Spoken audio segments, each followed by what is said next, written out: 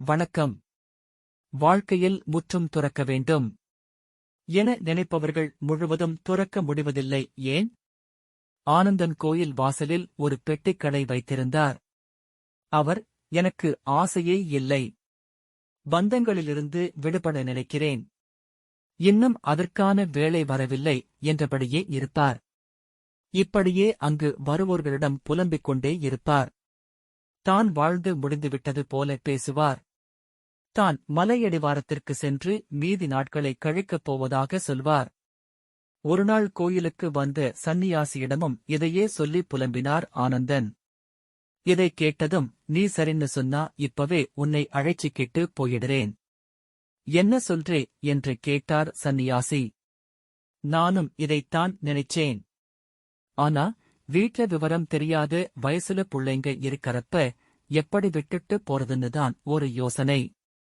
அவர்களுக்கு கல்யாணம் காட்சின்னு ஆயிட்டா அப்புறம் நிம்மதியா கிளம்பிடலாம் என்றார் ஆனந்தன்.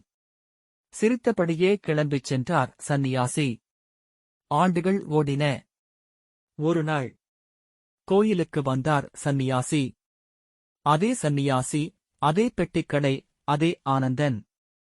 எனக்கு ஆசையே இல்லை, பந்தங்களிலிருந்து விடுபட நினைக்கிறேன், இன்னும் அதற்கான வேளை வரவில்லை. அதே புலம்பல்.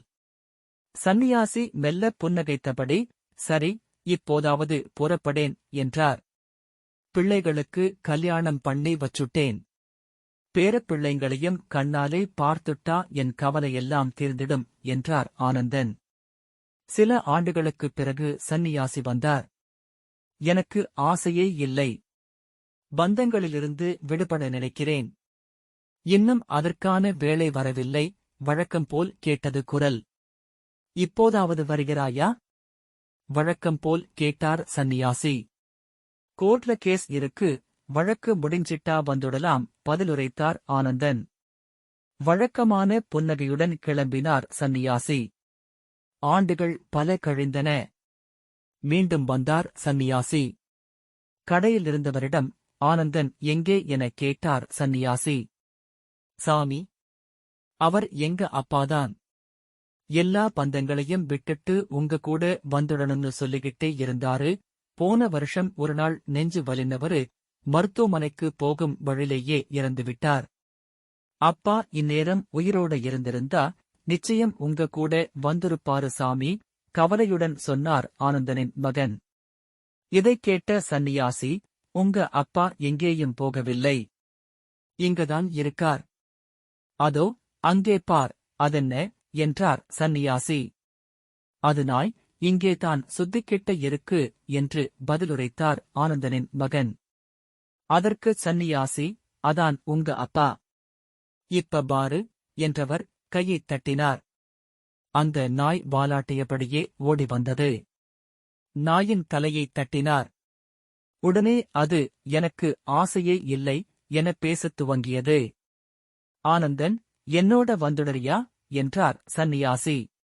சாமி ஏராளமா சொத்து சேர்த்து வச்சுட்டேன். பிள்ளைங்க அதை சரியா காப்பாத்துவாங்கன்னு தோணலேங்க. கடையை கூட சரியா பூட்டாமலே போயிடுறாங்க. அதுதான் நாயா பிறந்து காவல் காத்துக்கிட்டு கிடக்கிறேன். இப்படி நாய் சொன்னதும் கடகடவென சிரித்தார் சந்நியாசி. ஆசையும் கடமையும் உடையவர்களால் எந்த மலையிலும் நிரந்தரமாக தங்கவும் முடியாது. முற்றிலும் எதையும் துறக்கவும் முடியாது. மனமிருந்தால் மட்டுமே மார்க்கம் உண்டு.